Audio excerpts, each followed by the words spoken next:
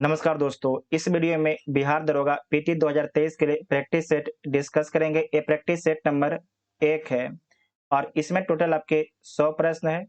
100 में से आप सभी लोग कितने प्रश्न सही करते हैं उसके बारे में कमेंट बॉक्स में बताइएगा।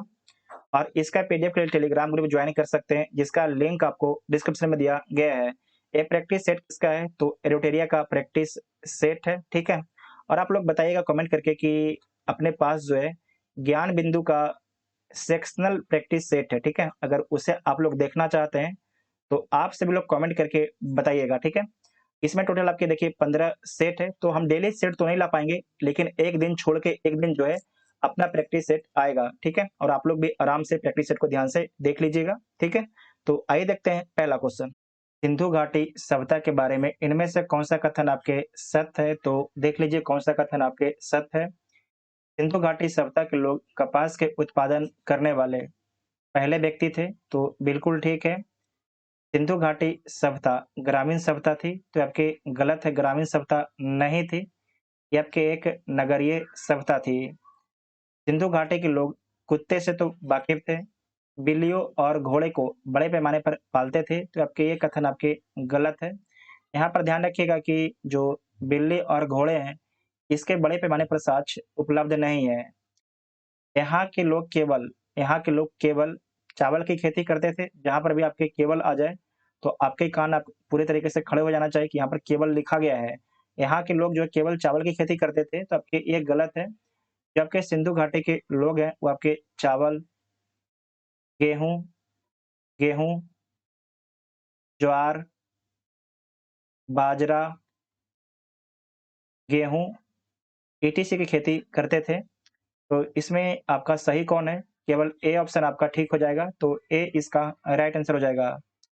जैन धर्म के 3 रत्न त्रिरत्न में शामिल हैं। जैन धर्म के 3 रत्न त्रिरत्न में शामिल कौन है? तो सही विश्वास, सही ज्ञान, सही आचरण। इसमें आपको याद रखना है कि सम्यक, ठीक है? सम्यक विश्वास को क्या बोला जाता है? दर्शन, ठीक है?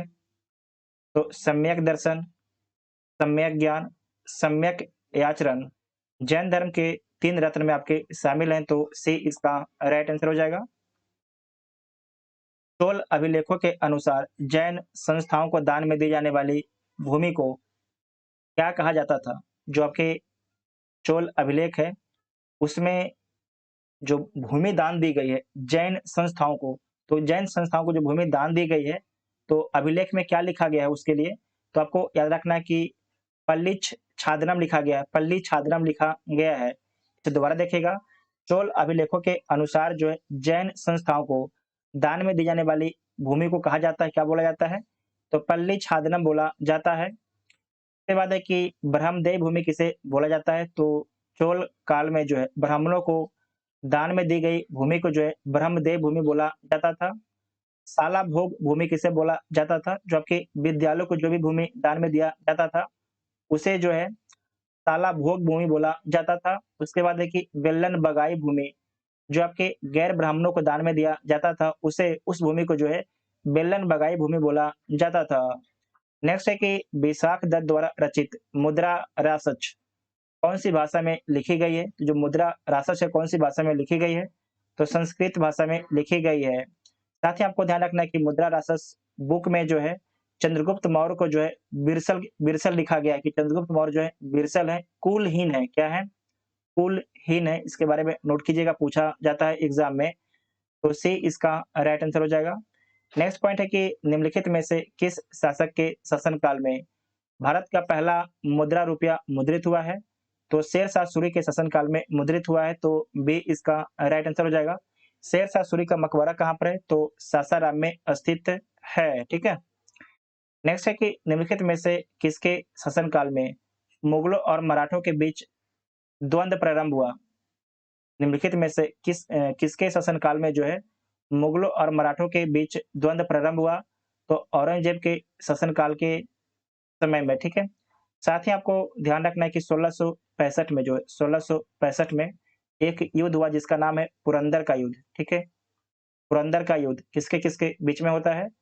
तो आपको याद रखना है कि मराठों और मुगलों के बीच में होता है, मराठों और मुगलों के बीच में होता है। और जो आपके मुगल थे, इसके सेनापति कौन थे? तो जयसिंह थे। जयसिंह आपके सेनापति थे। जो औरंगजेब है, इसकी मृत्यु कब होता है? तो 1707 में औरंगजेब की मृत्यु होता है। भारत में किस गवर्नर जनरल को अस्थायी स्वशासन का पिता बोला जाता है या कहा जाता है? भारत में किस गवर्नर जनरल को जो है अस्थायी स्वशासन का पिता बोला जाता है? तो किसे बोला जाता है? लॉर्ड रिपन को बोला जाता है, ठीक है? साथ ही आपको ध्यान रखना है कि जो वर्नाकुलर प्रेस एक्ट 1878 में आया था, लॉर्ड लिटन के द्वारा लाया गया था, उसे समाप्त कौन करता है? तो लॉर्ड रिपन समाप्त करता है 1882 में, ठीक है? और जो प्रथम जनगणना पूरे भारत में कौन कराता है? तो लॉर्ड रिपन कराता है 1881 में। और पहली बार जनगणना कौन कराता है? तो लॉर्ड मेयो कराता है, 1872 में कराता है, ठीक है? तो ए इसका राइट आंसर हो जाएगा। साथ ही आपको ध्यान रखना है कि जो लॉर्ड कैनिंग, इसके बारे में याद रखिएगा कि 1857 जब 1857 की क्रांति होता है, तो इस समय भारत का गवर्नर जनरल कौन होता है? तो लॉर्ड कैनिंग होता है। याद रखिएगा कि भारत का अंतिम जो है गवर्नर जनरल कौन है? तो लॉर्ड कैनिंग है। और भारत का प्रथम वायसराय वायसराय कौन है? तो ये भी आपके लॉर्ड कैनिंग है। नेक्स्ट पॉइंट है कि ब्रिटिश साम्राज्य में अवध का विलय हुआ था, तो कब हुआ था? 1856 में हुआ था। और आपको याद रखना है कि कुशासन के आरोप लगा के कि जो अवध राज है, वहाँ पर शासन ठीक ढंग से नहीं चल रहा है। और ये रिपोर्ट किसके द्वारा दिया गया था? तो आउट ट्रम के द्वारा रिपोर्ट दिया गया था। आउट ट्रम के द्वारा रिपोर्ट दिया गया था। रिपोर्ट किसे दिया गया था? तो डलहौजी को दिया गया था। इसका मतलब है कि डलहौजी उस समय भारत के गवर्नर जनरल थे। उस समय भारत के गवर्नर जनरल कौन थे?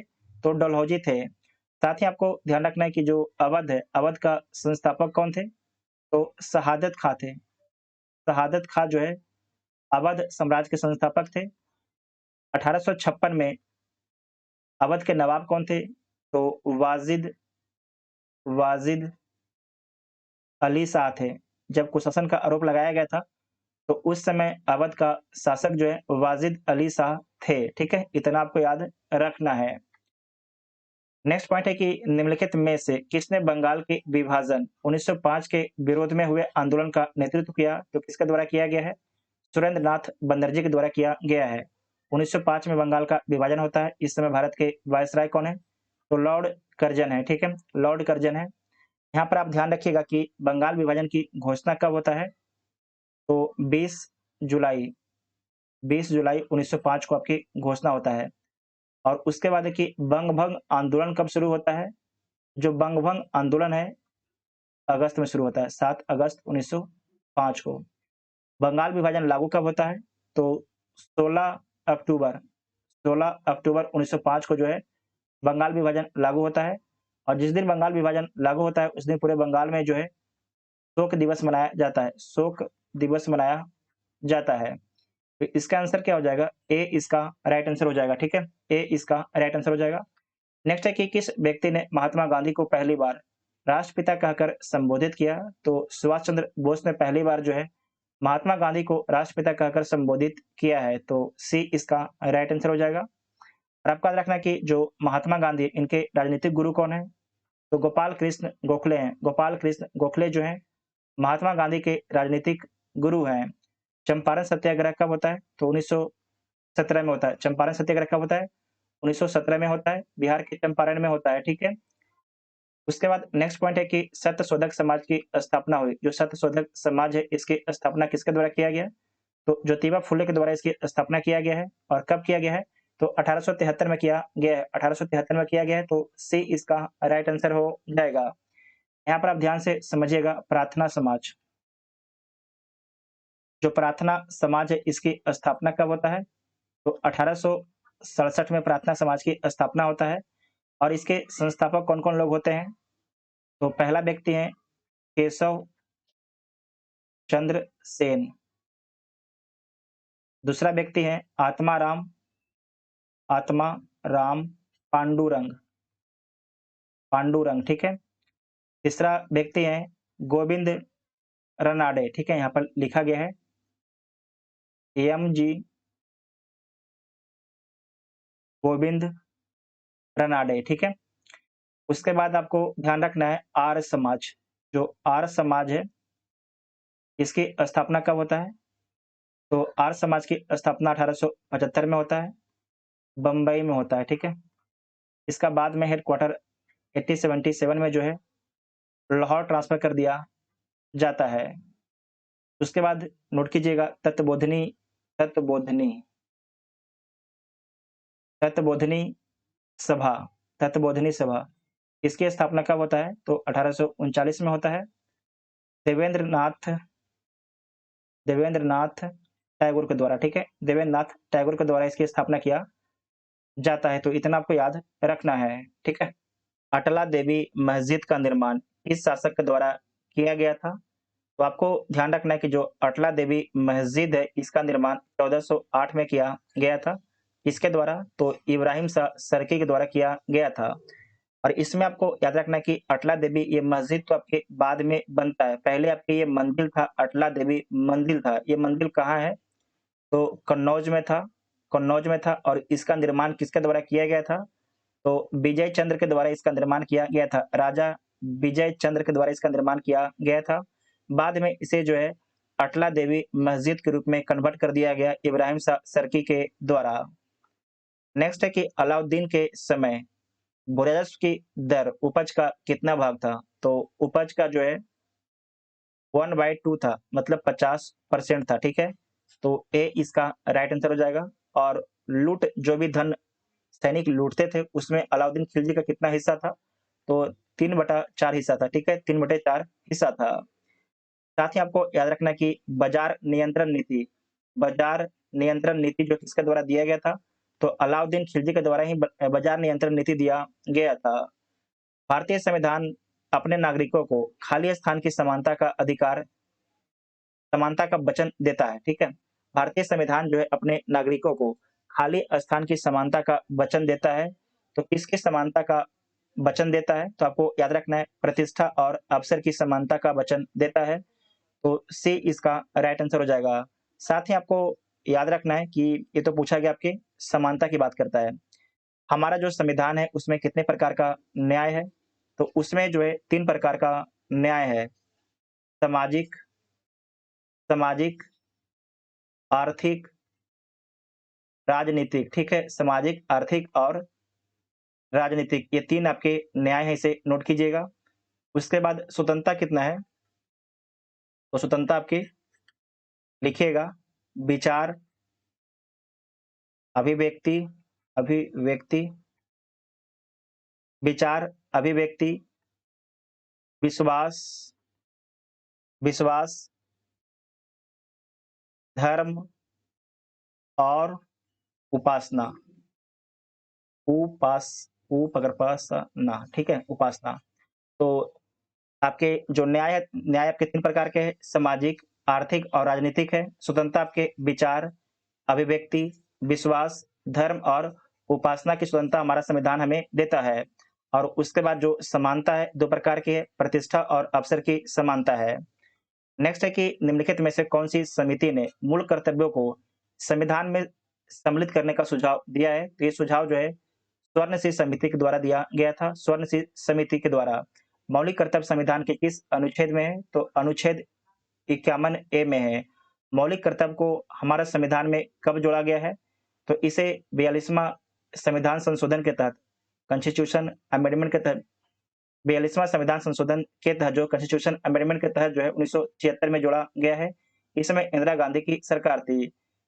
1976 में जो है कितने आपके मौलिक कर्तव्य थे? तो 10 मौलिक कर्तव्य थे, जबकि वर्तमान में आपके 11 मौलिक कर्तव्य हैं। इसका मतलब है कि जो 11वां मौलिक कर्तव्य कब जोड़ा गया है? तो आपको याद रखना है कि 86वां संविधान संशोधन अधिनियम 2002 के द्वारा जोड़ा गया है, ठीक है। 86वां संविधान संशोधन अधिनियम 2002 के द्वारा जोड़ा गया है। और क्या जोड़ा गया है? तो 6 से 14 वर्ष तक की उम्र के जो भी बच्चे हैं, उनको शिक्षा उपलब्ध कराया जाएगा। नेक्स्ट है कि अनुसूचित जनजाति के संरक्षण के लिए एक क्षेत्र को अनुसूचित क्षेत्र के रूप में घोषित करने की शक्ति किसके पास होती है? तो भारत के राष्ट्रपति के पास होती है। भारत के राष्ट्रपति के पास होती है।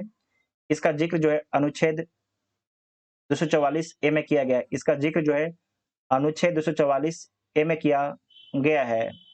नेक्स्ट पॉइंट है कि ग्राम सभा में निम्न में से कौन शामिल नहीं है? ग्राम सभा में इसमें से कौन आपके शामिल नहीं होता है? तो देख लीजिए, गांव विशेष में रहने वाले सभी लोग ग्राम सभा में इनमें से कौन शामिल होता है? ठीक है, इनमें से कौन आपके शामिल होता है? देख लीजिए, तो गांव विशेष में रहने वाले सभी व्यक्ति, तो ये आपकी गलत है। वे सभी व्यक्ति जिनके नाम गांव विशेष में पंचायत के लिए मतदाता सूची में दर्ज है, तो बी तो आपके सही है। गांव विशेष के सभी वयस्क पुरुष, ये भी आपकी गलत है। वे सभी व्यक्ति जो साक्षर हैं, ये भी गलत है। तो इसका आंसर क्या हो जाएगा? बी इसका राइट आंसर हो जाएगा।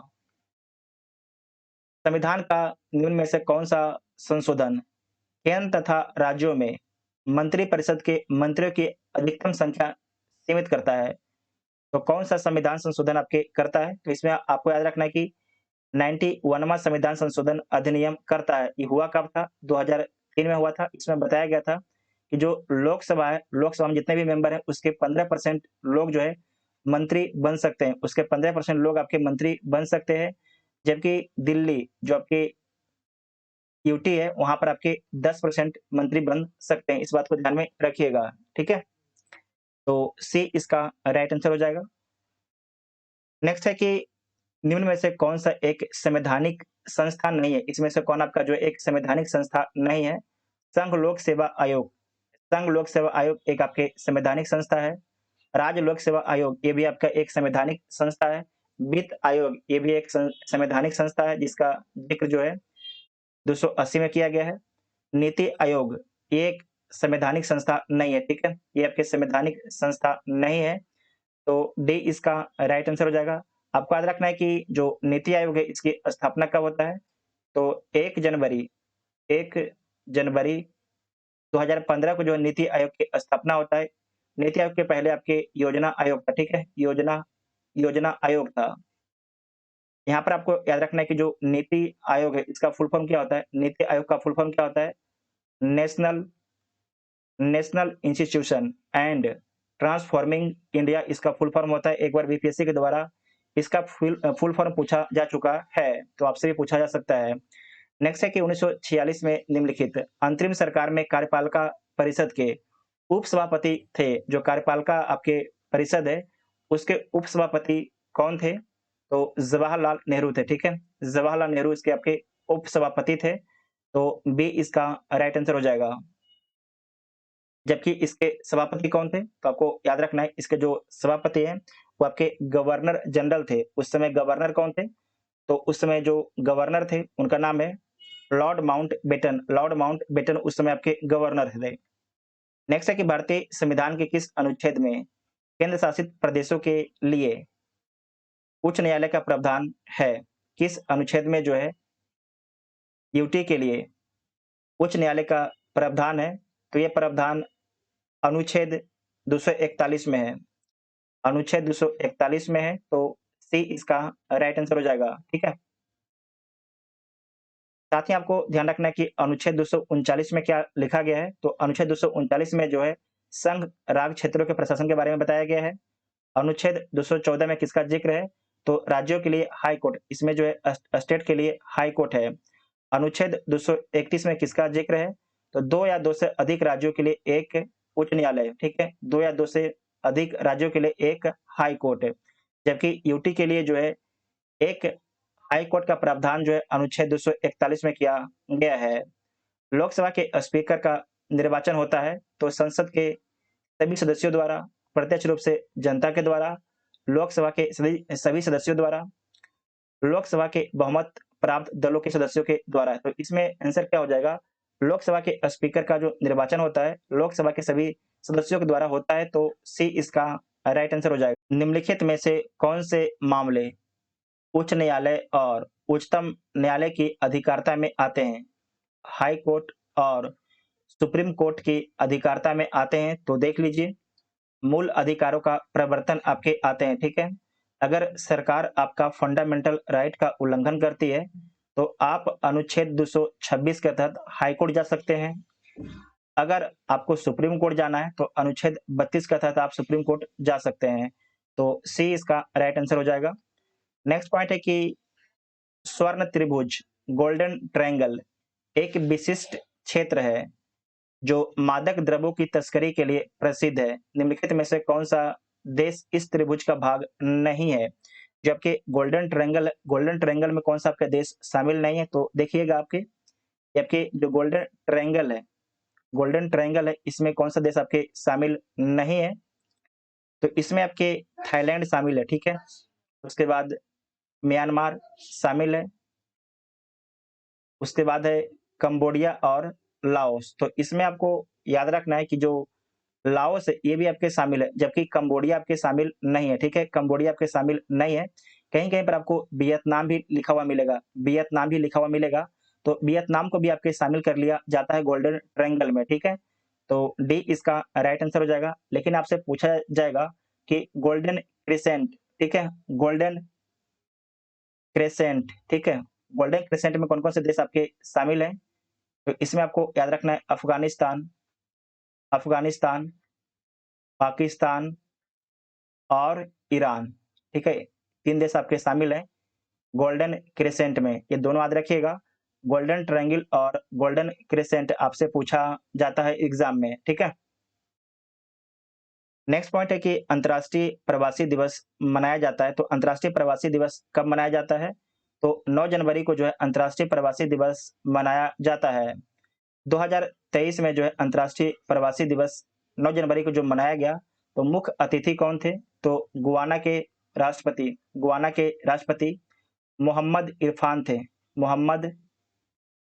इरफान अली थे, ठीक है। ये गुयाना के राष्ट्रपति थे।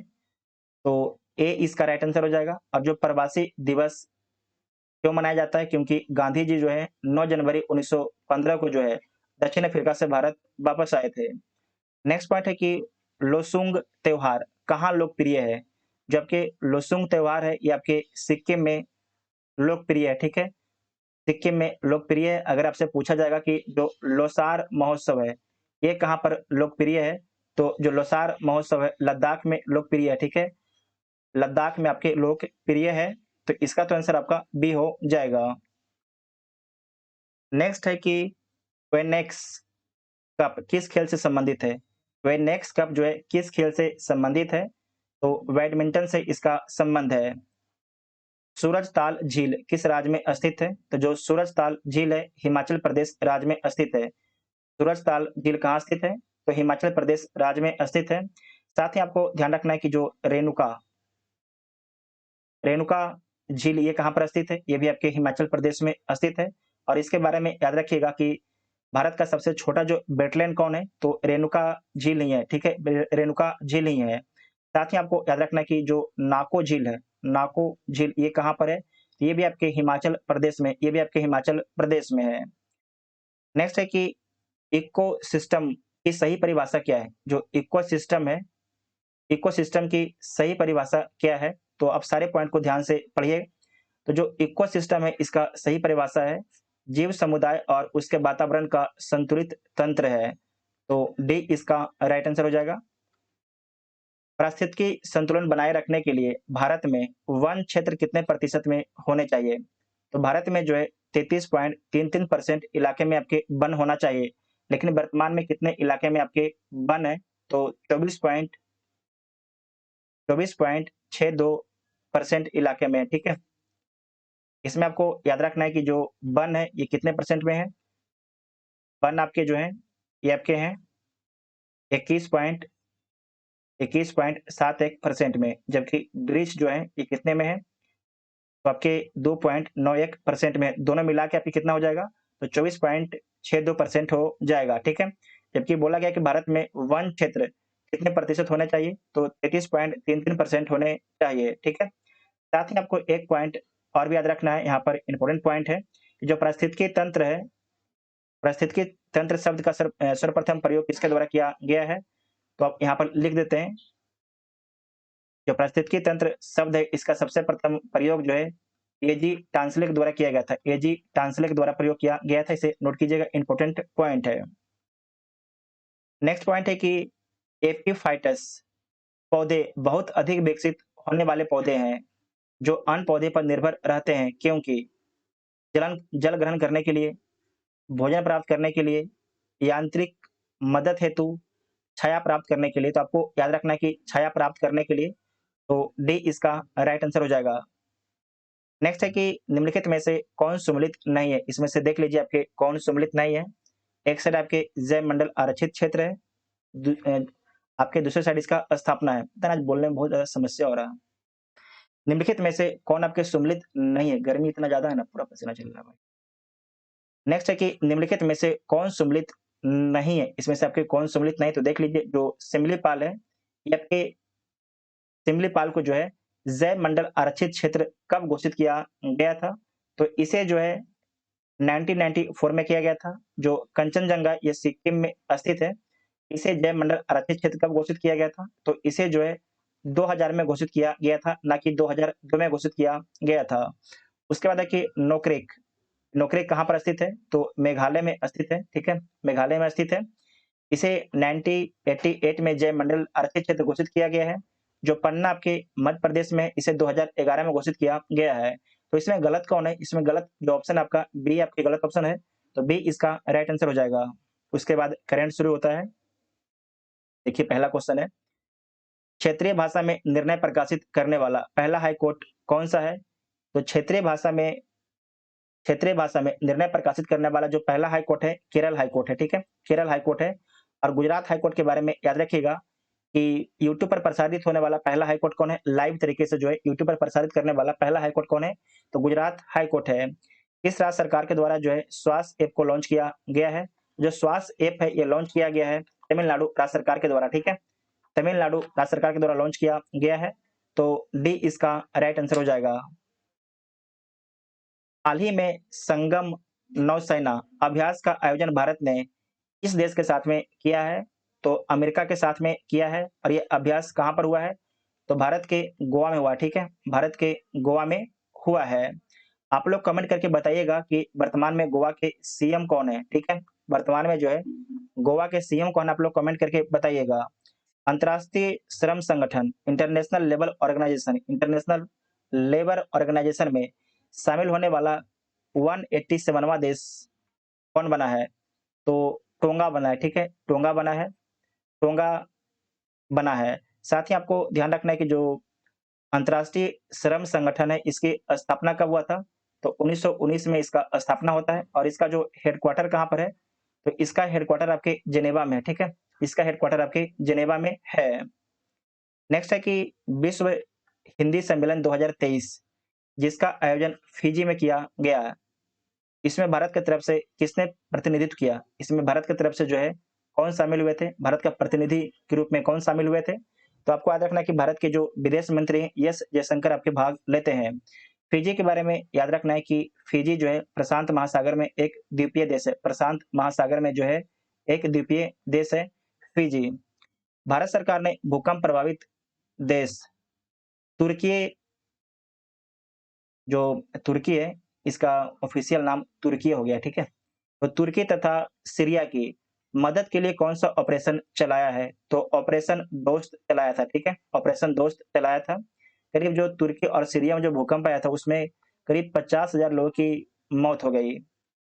ग्लोबल फायर पावर इंडेक्स 2023 में कौन सा देश प्रथम स्थान पर रहता है? तो इसमें देखिए जो प्रथम स्थान पर आपके अमेरिका रहता है, दूसरा में रूस रहता है, तीसरा में चीन है और चौथा में भारत देश है, चौथा में भारत देश है। वित्त वर्ष 2023-24 के दौरान देश का जीडीपी विकास दर कितना रहने का अनुमान है? कितना रहने का अनुमान है? तो 6 से 6.8% रहने का अनुमान है। तो बी इसका राइट आंसर हो जाएगा। दूध उत्पादन में भारत का स्थान विश्व में कौन सा है? तो पहला स्थान है। अर्जुन पुरस्कार 2022 से सम्मानित सुश्री अंशु का संबंध किस खेल से है? तो इसका संबंध जो है कुश्ती से है, ठीक है? इसका संबंध आपके कुश्ती से है। 2022 में कितने लोगों को अर्जुन पुरस्कार दिया गया है? तो 25 लोगों को जो है अर्जुन पुरस्कार दिया गया है। ग्रैमी पुरस्कार 2023 हेतु एल्बम ऑफ द ईयर चुना गया है, तो किसे चुना गया है? ये चुना गया है हैरी आउस को चुना गया है, हैरी आउस को चुना गया है। तो बी इसका राइट आंसर हो जाएगा। प्रसिद्ध पुस्तक विक्ट्री सिटी के लेखक कौन है? प्रसिद्ध पुस्तक विक्ट्री सिटी के लेखक कौन है? तो सलमान रशीदी हैं, ठीक है, सलमान रशीदी हैं, तो ए इसका राइट आंसर हो जाएगा।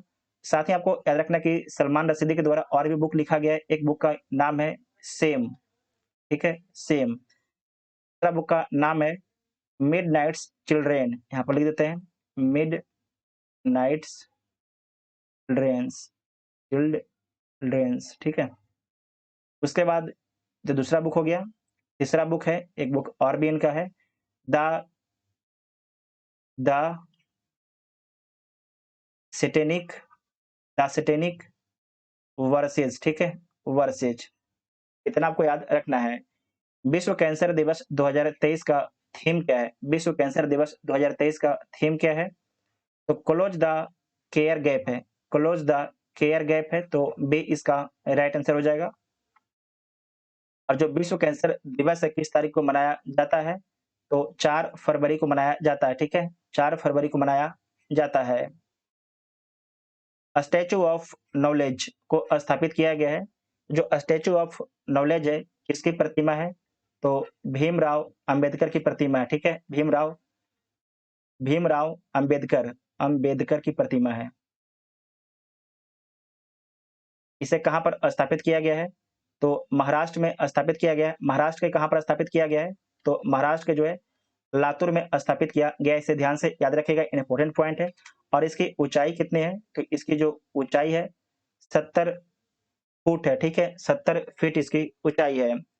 तो ए इसका राइट आंसर हो जाएगा। नेक्स्ट है कि जनवरी 2023 में आई रिपोर्ट के अनुसार 2022 में भारत का सबसे प्रदूषित शहर कौन सा है? तो इसमें देखिए दिल्ली को सबसे प्रदूषित शहर के रूप में चुना गया था, तो ए इसका राइट आंसर हो जाएगा। निम्नलिखित प्रश्नों में से कौन आपके सही सम्मिलित नहीं है? तो देख लीजिए आपके कौन सही सम्मिलित नहीं है। राज्य है, दूसरे साइड आपके राज्यपाल हैं। अरुणाचल प्रदेश के राज्यपाल केरी परनाइक हैं, तो बिल्कुल ठीक है। मेघालय के राज्यपाल फागू चौहान हैं। झारखंड के राज्यपाल सीपी राधाकृष्णन है। महाराष्ट्र के राज्यपाल गणेशी लाल ये आपके उड़ीसा के राज्यपाल हैं, ठीक है, ये आपके उड़ीसा के राज्यपाल हैं। जबकि महाराष्ट्र के राज्यपाल कौन है? तो रमेश वैस हैं, रमेश वैस हैं। तो डी ऑप्शन आपके गलत हो जाएगा, तो डी इसका राइट आंसर हो जाएगा।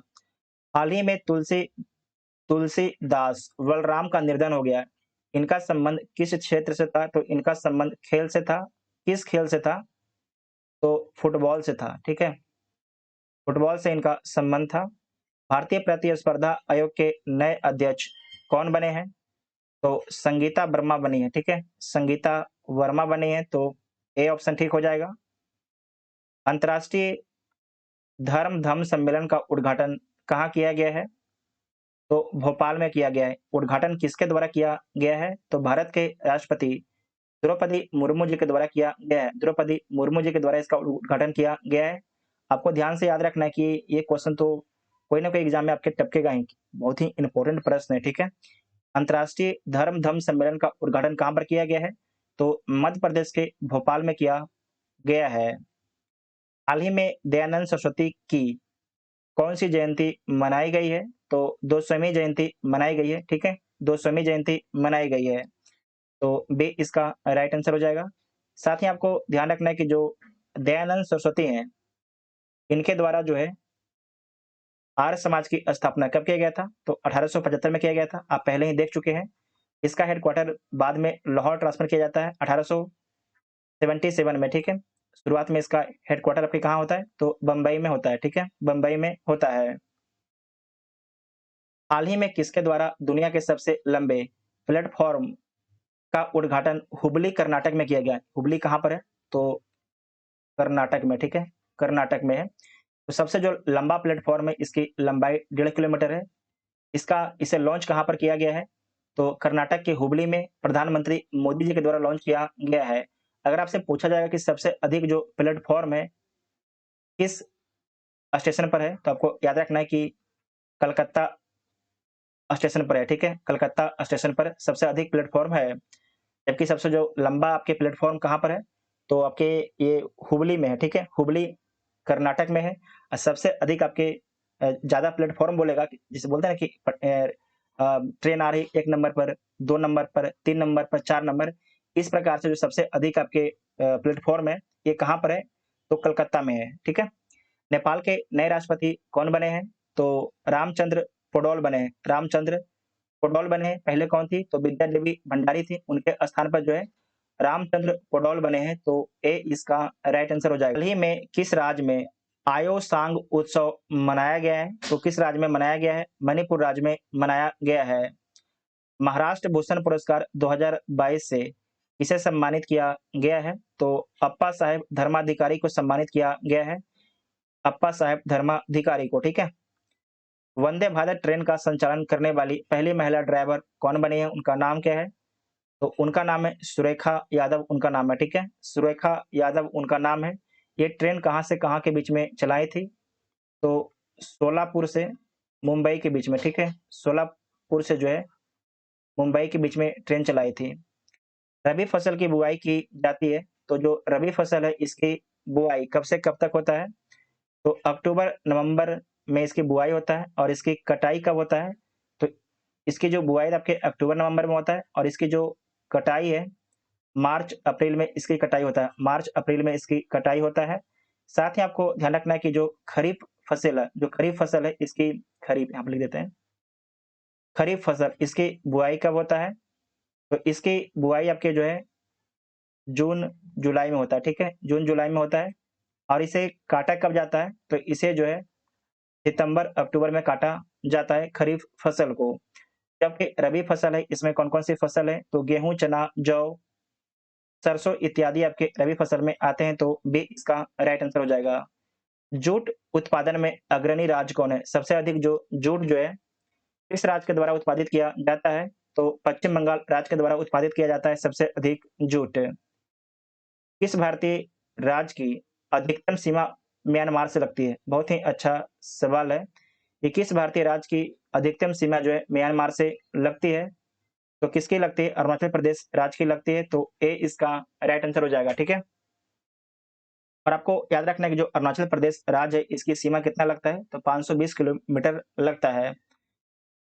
ये आपके ये आपके म्यांमार है, ठीक है, ये आपके म्यांमार है। और म्यांमार से भारत के किन किन राज्यों की सीमा लगता है? तो पहला आपके अरुणाचल प्रदेश है, दूसरा नागालैंड है, तीसरा मणिपुर है, चौथा आपके मिजोरम है, चौथा आपके मिजोरम है, इसे नोट कीजिएगा। 4 राज्यों की सीमा लगता है। भारत के उत्तरी मैदान में शीत ऋतु में वर्षा होती है। भारत के उत्तरी मैदान में जो है शीत ऋतु में वर्षा होती है, तो आपको याद रखना है कि पश्चिम विक्षोभ के माध्यम से होती है, पश्चिम विक्षोभ के माध्यम से होती है। और इस वर्षा के कारण जो आपके रबी की फसल है उसमें बहुत ही फायदा होता है। कॉफी पोट के नाम से जाना जाता है, कॉफी पोट के नाम से किसे जाना जाता है? ये बीपीएससी का पूछा हुआ सवाल है। तो जबकि कॉफी पोट है, कॉफी पोट के नाम से सेंटोस को जाना जाता है। सेंटोस कहाँ पर स्थित है? तो ब्राजील देश में स्थित है, ठीक है, ब्राजील देश में स्थित है। नंदा देवी चोटी किस हिमालय का भाग है? तो कुमाई हिमालय का भाग है। जो नंदा देवी चोटी आपके है, ये आपके कुमाई हिमालय का भाग है, तो सी इसका राइट आंसर हो जाएगा।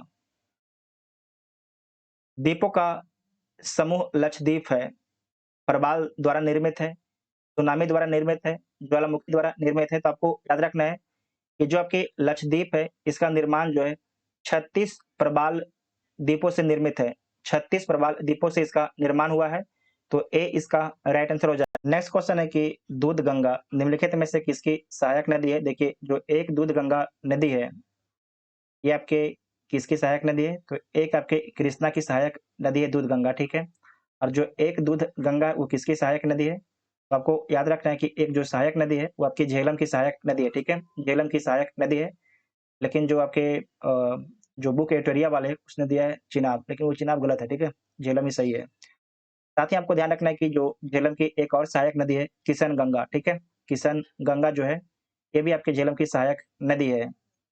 तो इसका आंसर आपका ए हो जाएगा। और गंगा की सहायक नदी एक राम गंगा है, राम गंगा, गंगा की सहायक तो बहुत ही है, लेकिन राम गंगा के नाम से जो है एक नदी है जो आपकी गंगा की सहायक नदी है। मांडवी के बारे में याद रखिएगा कि मांडवी जो आपके गोवा में बहती है और जाके अरब सागर में गिरती है, अरब सागर में गिरती है। उसके ऊपर देखिए गोदावरी जो आपकी गोदावरी नदी, इसके बारे में याद रखिएगा कि आपके बंगाल की खाड़ी में जाके गिरती है। महानदी, ये भी आपके बंगाल की खाड़ी में गिरती है।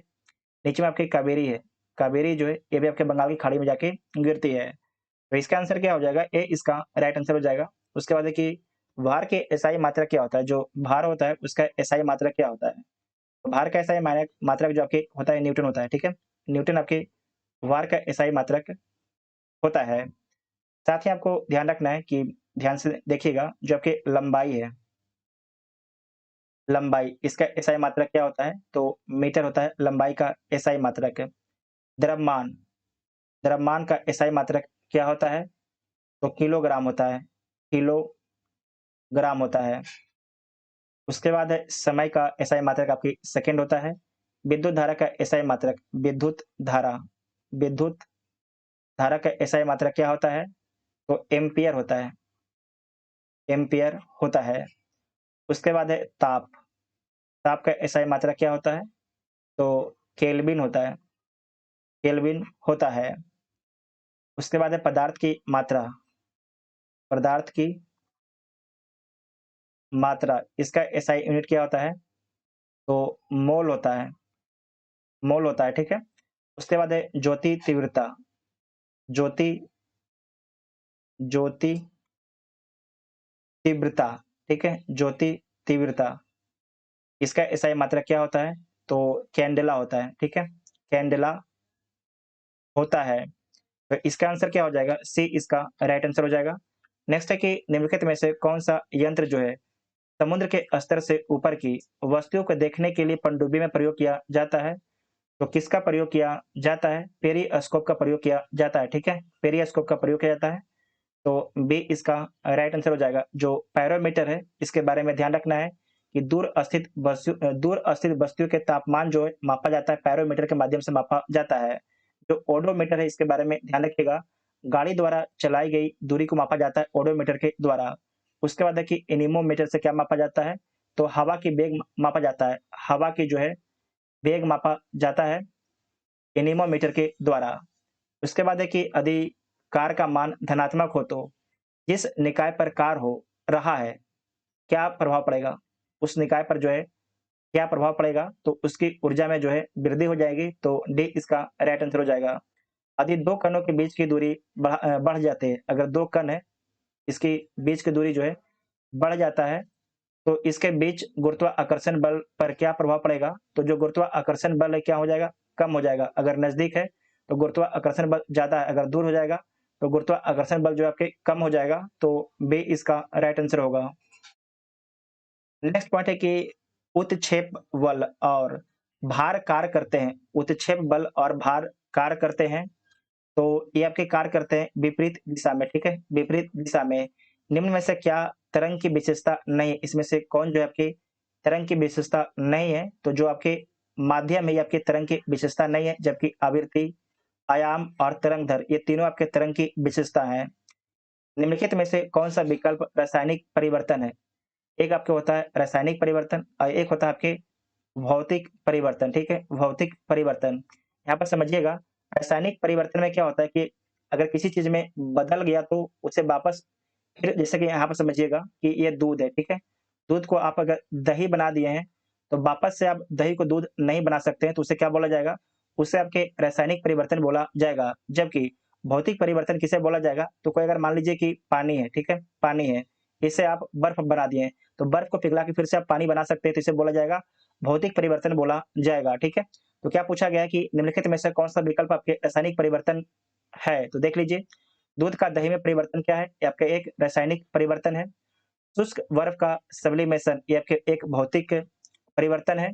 रेत का पानी में घुलना भौतिक परिवर्तन है। चीनी का पानी में घुलना आपके भौतिक परिवर्तन है। अगर चीनी को आप पानी में घुला देते हैं और बाद में अगर आप पानी को गर्म कीजिएगा, तो पानी शुष्क भाप बन के उड़ जाएगा और चीनी सिर्फ बच जाएगा, ठीक है? इस बात को ध्यान में रखिएगा। और आप पानी को भी छान के यहाँ पर रख सकते हैं, जो भाप है उसे छान के आराम से दूसरे बर्तन में रख सकते हैं। इसे क्या बोला जाएगा? इसे भौतिक परिवर्तन बोला जाता है। नेक्स्ट पॉइंट है कि निम्नलिखित में से किसने परमाणु की परमाणु की अविभाज्यता के बारे में बताया है? किसने जो है परमाणु की अविभाज्यता के बारे में बताया, किसके द्वारा बताया गया है? तो ये डाल्टन के द्वारा बताया गया, ठीक है, डाल्टन के द्वारा बताया गया है। निम्नलिखित में से कौन सा समान तापमान पर द्रव अवस्था में होता है? इसमें से कौन आपके जो आपके ये समान तापमान पर आपके द्रव अवस्था में होता है? तो गैलीलियम, जो गैलियम है, सॉरी गैलीलियम है जो है, ये आपके समान तापमान पर आपके द्रव अवस्था में होता है, तो ए इसका राइट आंसर हो जाएगा। इसे Ga लिखा जाता है, ठीक है, इसे Ga लिखा जाता है। और आपको ध्यान रखना है कि ये बहुत ही मुलायम होता है और चांदी जैसे आपका सफेद होता है, गैलीलियम, गैलीलियम, ठीक है। तो ए इसका राइट आंसर हो जाएगा। निम्नलिखित में से किस धातु का इलेक्ट्रॉनिक विन्यास नहीं है? इसमें से देखिए जो आपके चार आपके विन्यास है वो आपके, इसमें से कौन आपके धातु का विन्यास नहीं है? तो जो आपके 2 और 1 है, ये किसका विन्यास है? तो लिथियम का है, ठीक है। लिथियम क्या है? तो लिथियम आपका एक धातु है, लिथियम आपका एक धातु है। जबकि 2 और 6 ये किसका विन्यास है? तो आपको याद रखना है कि ऑक्सीजन का है, ठीक है। ऑक्सीजन क्या है? तो आपका एक गैस है, तो इसका मतलब है कि ये धातु नहीं है। तो बी तो आपके गलत हो जाएगा, तो बी ही इसका राइट आंसर हो जाएगा। बाकी देख लीजिए 2, 8, 1 ये किसका विन्यास है? तो सोडियम का है। सोडियम भी आपका एक धातु है। उसके बाद है 2, 8, 3 ये किसका विन्यास है? तो एल्युमिनियम का है। एल्यूमिनियम, मिनियम का है, ठीक है। तो इसमें आपके आंसर क्या हो जाएगा? बी इसका राइट आंसर हो जाएगा। देखिए अगर आप लोग को चाहते हैं कि हम सिर्फ आपको आंसर बता दें, तो आप लोग कमेंट करके बताइएगा, तो अगले वीडियो से जो है आपको सिर्फ हम आंसर ही बता देंगे, क्योंकि वीडियो अगर लंबा हो जाएगा, आप लोग नहीं देखिएगा, तो जो हम मेहनत करते हैं, एक तरीके से बेकार चला जाएगा। तो आप लोग जैसे बोलिएगा हम वैसे करने के लिए तैयार हैं, लेकिन मेरा जो फ़ोकस होगा कि हम आपको डिटेल से ही बताएँ। उससे क्या होगा कि देखिए, तो एक क्वेश्चन जान लीजिएगा तो क्या हो जाएगा? कोई फ़ायदा नहीं है भाई। 2 क्वेश्चन इतना देर में कीजिएगा तो कोई फ़ायदा नहीं है। अगर आप 1 क्वेश्चन से 4 क्वेश्चन, 3 क्वेश्चन कीजिएगा, तो करीब आपके 200, लगभग मिनिमम तो आपको 300 क्वेश्चन कवर हो ही जाएगा। मिनिमम आपके 300 क्वेश्चन कवर होगा। अगर हम सिर्फ आपको आंसर बता देंगे, तो आपका सिंपल जो है 100 क्वेश्चन कवर होगा। तो आप लोग डिसाइड कर लीजिएगा और कमेंट बॉक्स में इसके बारे में लिखिएगा ज़रूर। नेक्स्ट है कि निम्नलिखित में से किसे एक तत्व के भार की तुलना में एक मूल विशेषता माना जाता है? बहुत ही अच्छा सवाल है। निम्नलिखित में से किसे जो है एक तत्व के भार की तुलना में जो है एक मूल विशेषता माना जाता है? तो किसे माना जाता है? परमाणु क्रमांक को माना जाता है, ठीक है। परमाणु क्रमांक को माना जाता है। तो डी इसका राइट आंसर हो जाएगा। ऑक्सीकरण प्रतिक्रिया में निम्नलिखित में से क्या होता है? ऑक्सीकरण प्रतिक्रिया में जो है क्या होता है? तो इसमें जो है इलेक्ट्रॉन में कमी होती है। इसमें जो है इलेक्ट्रॉन में क्या होती है? कमी होती है। तो बी इसका राइट आंसर हो जाएगा। नेक्स्ट पॉइंट है कि यदि किसी लवण का पीएच मान 0 है, तो वह खाली स्थान का लवण होता है। अगर किसी लवण का जो पीएच मान है 0 है, तो वह खाली स्थान का लवण होता है। तो आपको याद रखना है कि सशक्त एसिड, एसिड क्या बोलते हैं? अम्ल। वो आपके सशक्त अम्ल और कमजोर क्षार होता है, ठीक है, कमजोर आपके क्षार होता है। तो ए इसका राइट आंसर हो जाएगा। जलीय विलयन में किसी अम्ल या क्षार में क्या परिवर्तन होता है? जलीय विलयन में जो है किसी अम्ल या क्षार में क्या परिवर्तन होता है? तो क्षार जो है जल में OH माइनस आयन निर्मित करते हैं। तो ए इसका राइट आंसर हो जाएगा। नेक्स्ट पॉइंट है कि उस निष्क्रिय गैस का क्या नाम है? उस निष्क्रिय गैस का क्या नाम है जिसे आधुनिक आवर्त सारणी के पहले आवर्त में रखा गया है?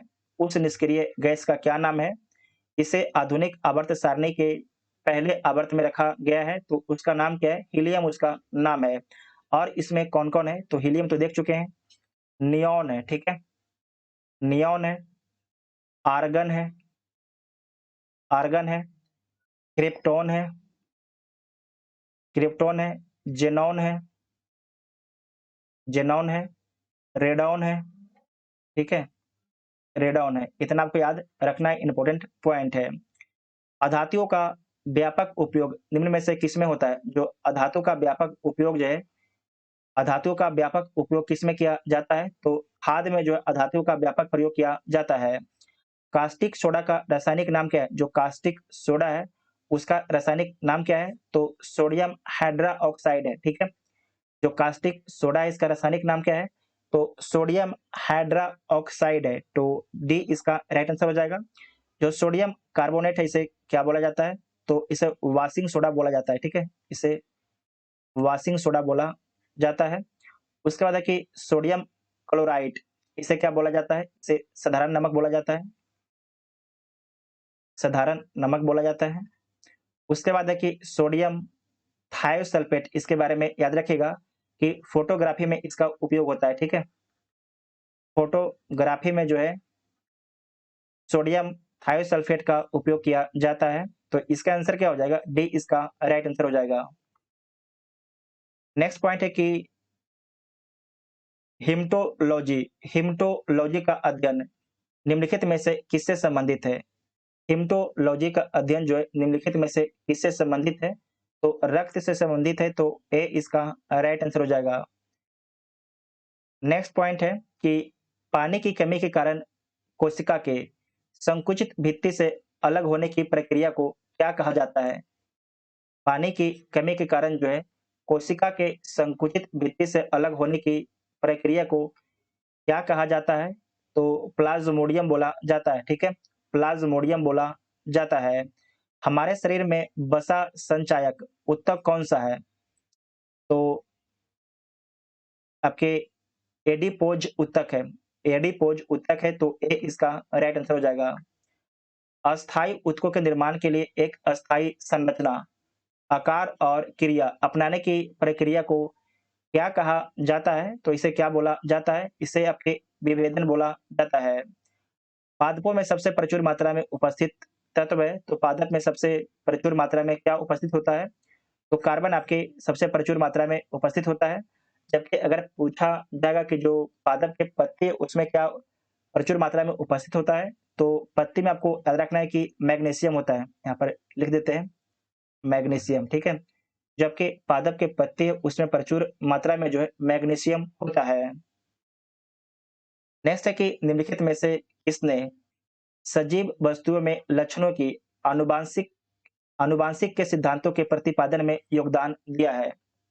तो किसके द्वारा दिया गया है? तो ग्रेगर मेंडल के द्वारा दिया गया है, ग्रेगर मेंडल के द्वारा।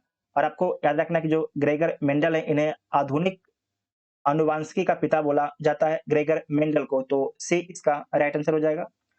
नेक्स्ट है कि जोक निम्नलिखित में से किस संघ से संबंधित है? जोक आपके जो है इसका संबंध किससे है? तो एनेलिडा से इसका संबंध है। निम्नलिखित में से किसमें जो है हेमोडॉट दांत पाए जाते हैं? तो हेमोडॉट दांत जो आपके किसमें पाए जाते हैं? तो मछली में पाए जाते हैं। मनुष्य के पाचन तंत्र में उत्सर्जित अम्ल कौन सा है? तो हाइड्रोक्लोरिक अम्ल है। जो हाइड्रोक्लोरिक अम्ल कहाँ पर निकलता है? तो अमाशय में निकलता है, ठीक है? अमाशय, ठीक है? अमाशय, अमाशय में निकलता है और आपके जो भी आपके कीटाणु होता है उसे मार देता है। नेक्स्ट पॉइंट है कि निम्नलिखित में से कौन-सा रोग जो है विषाणु जनित नहीं है? इसमें से कौन-सा आपके जो रोग है आपके विषाणु जनित नहीं है? तो जो आपके टीबी है, ये आपके विषाणु जनित नहीं है, जबकि चेचक, इन्फ्लुएंजा और खसरा ये तीनों आपके विषाणु जनित है। जबकि जो आपके तपेदिक है, तपेदिक ये आपके याद रखिएगा कि जीवाणु जनित है, जीवाणु जनित है, ठीक है? तो इसका आंसर बी हो जाएगा। नेक्स्ट है कि 1949 में भारत सरकार द्वारा नियुक्त राष्ट्रीय आय समिति का अध्यक्ष निम्नलिखित में से कौन था? तो पीसी महालनोबिस थे और इसके मेंबर कौन-कौन थे? तो CR Rao, BK RB Rao ये आपके दोनों मेंबर थे, जबकि इसके अध्यक्ष जो है बीसी महालनोबिस इसके अध्यक्ष थे। नेक्स्ट है कि national academy of agriculture research management स्थित है, तो कहाँ पर स्थित है? तो ये आपके हैदराबाद में स्थित है। हैदराबाद तेलंगाना राज्य की राजधानी है। नेक्स्ट पॉइंट है कि निम्नलिखित कीमत सूचकांकों में से केंद्र सरकार के कर्मचारियों की मजदूरी में क्षतिपूर्ति हेतु किसका प्रयोग किया जाता है? तो इसमें जो है औद्योगिक कर्मियों के लिए उपभोक्ता कीमत सूचकांक का प्रयोग किया जाता है, तो भी इसका राइट आंसर हो जाएगा। इसके बाद मैथ का सवाल है, इसे आप सभी लोग सोल्व कर लीजिएगा।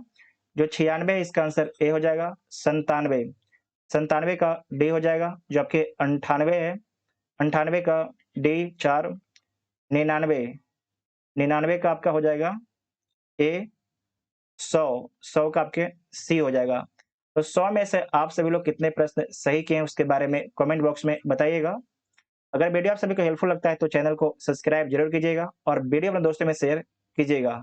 Thank you.